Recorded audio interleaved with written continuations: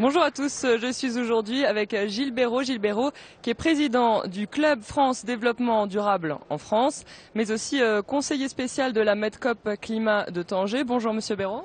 Bonjour. Alors cet événement s'est tenu donc cet été à Tanger. Il a réuni plus de 2000 personnes qui ont planché sur l'élaboration d'une feuille de route pour l'adaptation des changements climatiques dans la Méditerranée.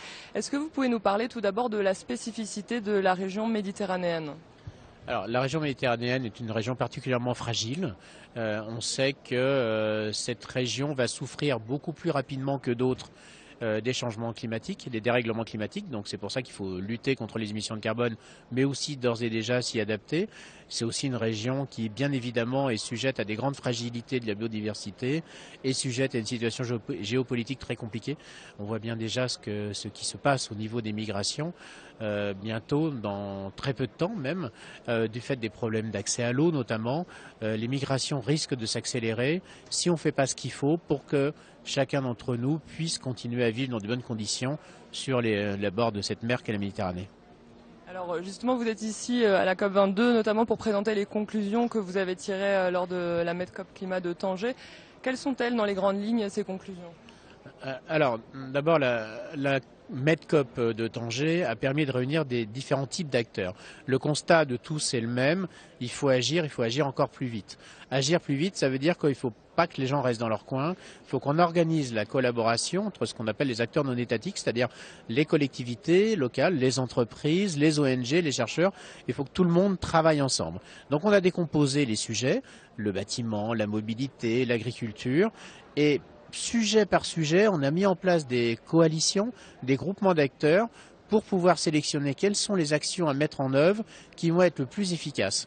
Et comment les mettre en œuvre de façon les plus efficace, ça veut dire qu'on est capable de voir où sont les freins, où sont les problèmes, comment accélérer les choses. Donc c'est les questions des finances bien sûr, mais aussi la question des compétences et même parfois des talents, c'est-à-dire comment on va attirer dont on a besoin, tous ceux qui réinventent la société dans les centres de recherche, dans les start-up, et ensuite aussi discuter des questions d'acceptabilité, c'est-à-dire qu'on a besoin de changer de mode de vie, parfois même d'envie de faire, dans quelle société on se projette. Donc on décompose par sujet, ensuite on réunit tous ceux qui ont besoin d'y travailler, tous ceux qui ont des solutions à apporter et on les partage. Donc ça a donné la réalisation d'un agenda des solutions pour la Méditerranée avec une publication qui est sur le site de la Medcop, medcop-programme.org et qu'on partage ici à travers des agoras tous les jours et un très gros side event ce mercredi qui a réuni 400 personnes.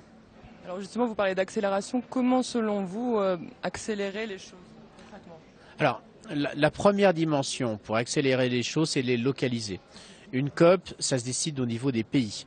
L'accord de Paris, qui est exceptionnel, je pense qu'il faut se réjouir de ça, se met en dynamique ici à Marrakech, grâce à la présidence marocaine, et va continuer, parce que le Maroc, bien évidemment, est président de la COP jusqu'en novembre l'année prochaine.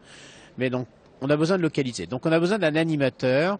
On a considéré que ce sont les régions. Et c'est pour ça que cette Medcop est animée par les régions. Donc c'est la région Tanger-Tétouan et Lousima présidée par Ilyes El-Omari, mais qui est un animateur, qui est un mobilisateur, qui met côte à côte les mairies, qui met avec les entreprises qui apportent des solutions, ici comme ailleurs, avec les ONG, avec les chercheurs, et aussi créer des coopérations directes. Parce que ce que partage la région Tanger, Tétouan, Lousima est probablement sur certaines dimensions très proche des difficultés à laquelle est confrontée la Sicile qui accueillera la Medcop en juin 2017. Donc la question c'est, nous on a inventé une solution à tel endroit, qu'elles viennent encore une fois d'entreprises, de collectivités ou d'ONG, comment faire pour la dupliquer et même l'améliorer et comme ça que ces solutions puissent passer d'un secteur à l'autre, d'un endroit à l'autre et trouver leur mode de financement, les personnes pour les animer. Donc ça c'est tout la dimension principale de ce que sont les Medcop, c'est comment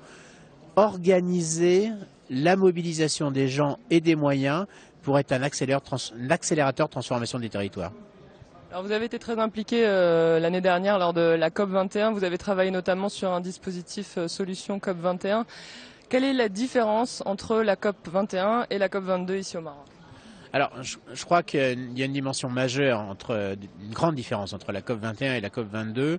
Je crois fondamentalement que la COP 21 est la fin d'une époque. On avait besoin d'un traité. Il y a eu un premier traité à Kyoto qui a permis d'avancer, mais uniquement avec certains pays qui étaient volontaires. Ensuite, il y a eu cet échec de Copenhague où on espérait un traité. Il est quand même sorti des choses, évidemment, de la négociation de Copenhague. Et depuis, on négocie à obtenir un traité. C'est-à-dire qu'au niveau diplomatique, on a une feuille de route, on a l'engagement des pays et on a, ce qui est extraordinaire dans l'histoire des Nations Unies, une ratification en moins d'1 an. Alors on a tous des inquiétudes évidemment sur la situation des États-Unis, mais probablement on aura aussi des inquiétudes par rapport à d'autres pays dans les temps qui viennent. Le Maroc ouvre une nouvelle ère et vraiment c'est ère de l'action. Donc que va devenir réellement l'univers diplomatique par rapport à ça? On ne sait pas encore exactement. On sait qu'on a encore plein de choses à régler. Vous savez, un traité comme celui de la COP 21, c'est un peu comme quand on vote une loi et ensuite il faut des décrets d'application. Et ensuite il faut agir. Donc on est sur ces différentes étapes et le rôle du Maroc cette année, c'est d'inventer ce que seront les COP du futur et qui sont des COP complètement dirigées vers l'action. Et c'est pour ça que c'est aussi intéressant d'avoir cette année, pour une fois, une vraie zone des organisations non étatiques juste à côté de la zone des Nations Unies. Et on passe facilement de l'un à l'autre. Il y a un endroit où s'organisent les solutions de demain et encore à la fois des associations, des collectivités, des entreprises, des chercheurs et des citoyens très ouvertes. Et il y a celle des Nations Unies. Alors il y a encore une petite séparation entre les deux, mais on sent que c'est en train de diminuer. Donc maintenant la question des COP, c'est comment on va sortir des énergies fossiles. Comment on va faire que toute la filière du bâtiment diminue ses impacts en carbone et est capable d'adapter les situations. Comment on va transformer l'agriculture et qu'on se situe sur une agriculture très industrielle comme une agriculture plus locale, plus portée par des organisations plus petites, par des fermiers. Voilà, donc c'est l'enjeu, c'est de transformer le monde, c'est à la fois évidemment diminuer les émissions de carbone, ça, on sait que c'est une priorité, même si les pays du sud de la Méditerranée en émettent évidemment beaucoup moins que le nord, mais il faut aussi y travailler, notamment sur la place de la voiture, on voit bien ce qui se passe dans des grandes villes du Maroc. On sait qu'il faut moins de voitures à essence, on peut réinventer des choses. Et l'autre dimension, c'est celle de l'adaptation. On a déjà des problèmes d'eau, il y a des problèmes de santé qui vont se développer de plus en plus. On a énormément d'appauvrissement des ressources, on a cette montée des eaux absolument dramatique en Méditerranée. D'ores et déjà, il y a des îles de Méditerranée qui ont des difficultés sur des questions d'eau douce et tout ça. Enfin, voilà. Et donc, c'est notre enjeu maintenant, et c'est concrètement l'espoir qu'on peut avoir, en tout cas, ce qui me semble aujourd'hui assez fort dans cette COP de Marrakech, c'est l'envie de faire. Maintenant, il faut la mettre en musique, il faut la passer en action. On n'est pas encore dans cette habitude de coopération des entreprises, des collectivités, des ONG. Il y a des méfiances qui se passent parce que les gens ne se connaissent pas, ils ne sont pas habitués à travailler ensemble. On est parfois dans une culture d'opposition, considérant que c'est de la faute des entreprises, c'est de la faute des élus, c'est de la faute de certains États. Je crois qu'on n'en est plus là. La question, c'est pas qui est responsable de la situation, c'est comment on va agir maintenant, parce que les enjeux sont absolument considérables et qu'en aucun cas on peut accepter ce qui se dit de plus en plus, c'est que nos enfants vivront moins bien que nous. C'est inacceptable.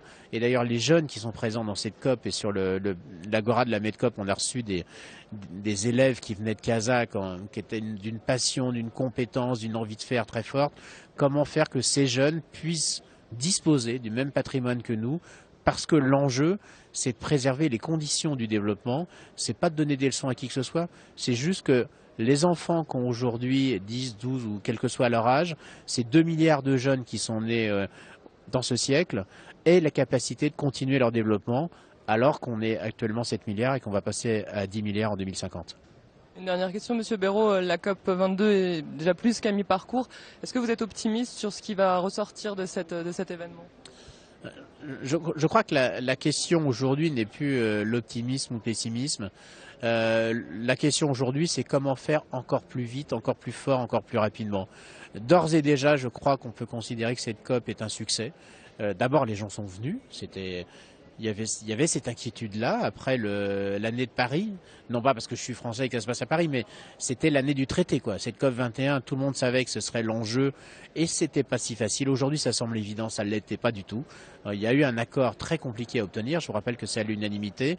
Non, je crois que la dynamique est créée, mais la question, c'est pas d'être optimiste ou pessimiste sur ce qui va sortir de cette COP. Ce qui sort, c'est l'envie de faire. La question, c'est comment le Maroc va animer au Maroc et ailleurs sa présidence, parce que la présidence donc court encore pendant un an, et comment on va être un accélérateur de passage à l'acte. La dynamique, je crois, est là. La question, c'est celle du temps. Si on avait le loisir d'attendre 20 ou 30 ans, on pourrait jouer sur l'éducation, sur une transformation douce de l'utilisation des gaz à effet de serre. Non, mais on n'a pas le temps parce que le CO2 est là et tous les experts nous disent que si on n'agisse pas maintenant, c'est pas dans 10 ans qu'il faudra le faire. Donc c'est vraiment cet enjeu de passage à l'acte. Pour l'instant, on est dans les temps. On a ce traité, il est ratifié plus tôt que prévu.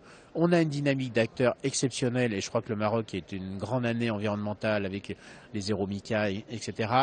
Maintenant, ça passe aussi dans notre quotidien, c'est-à-dire que devant l'espace ici, il y a des vélos, c'est Medina Bike.